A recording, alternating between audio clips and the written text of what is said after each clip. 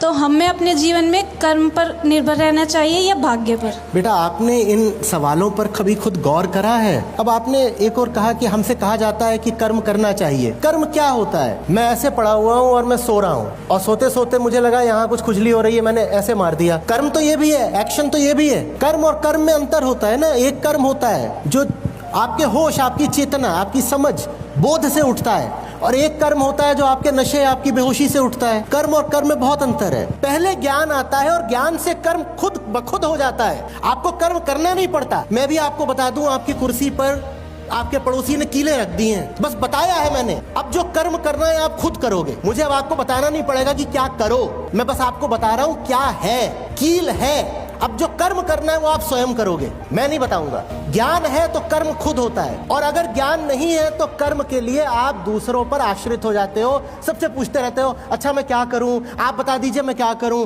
Aunty जी अब मुझे क्या करना चाहिए।